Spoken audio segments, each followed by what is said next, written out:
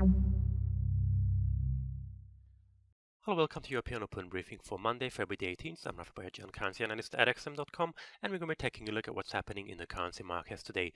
So we've got a fairly strong risk-on sentiment this morning. We can see Asian indices closed sharply higher. We had a strong close overnight on Wall Street, though we do have a mixed start in Europe this morning. So the risk-on came on Friday after US and China cited progress in their trade talks and said that talks will resume this week in Washington. So that lifted market sentiment, pointing to an eventual deal between the US and China on their trade dispute.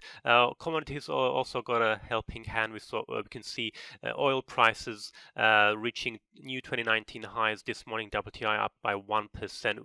In addition of the risk on, we do also have tightening supply in the oil market. Gold prices, despite the positive sentiment, have climbed to 2.5-week highs as we're seeing significant pullback in the US dollar. The dollar index slipped below the 97 level.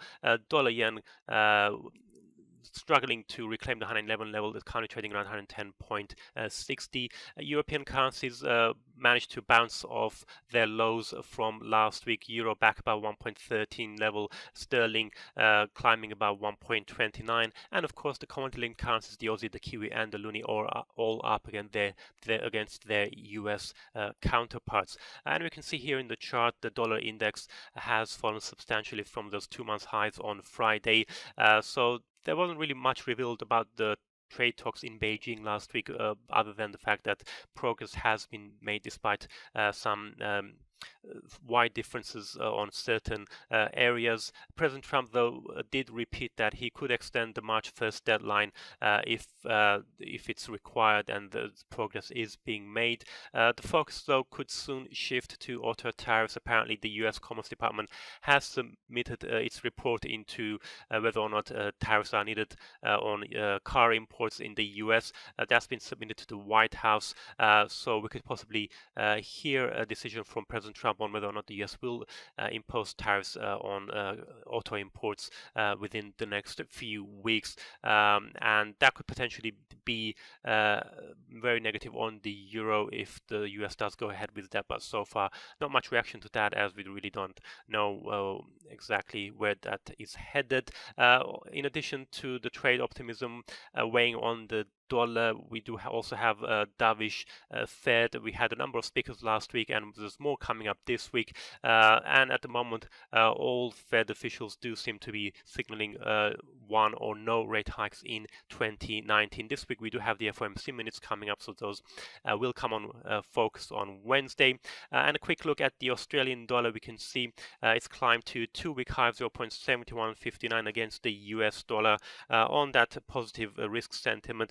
Though we've got a number of risks coming up from the Australian dollar this week. On Tuesday, in the early hours, we've got the RBA meeting minutes to be published. That's when the RBA shifted to a more dovish stance. So if there's more dovish talk in the minutes, we could see the Aussie coming under pressure. We're going to have fourth quarter wage numbers on Wednesday and then job numbers on Thursday. Looking at the euro now, ECB has also been sounding more dovish lately. We had one governing council member, Ollie Rehn, saying that rates will be at the current level until the ECB has reached its monetary policy goal. And of course, we've got a series of negative numbers, negative economic data coming out of the Eurozone. So all of that is capping the Euro's gains. We can see the Euro struggling to move past the 1.13 level. Sterling is doing somewhat better. It's managed to recover significantly from below the 1.28 handle to above the 1.29 level on Friday. We did start to see some more conciliatory talk coming out of the EU.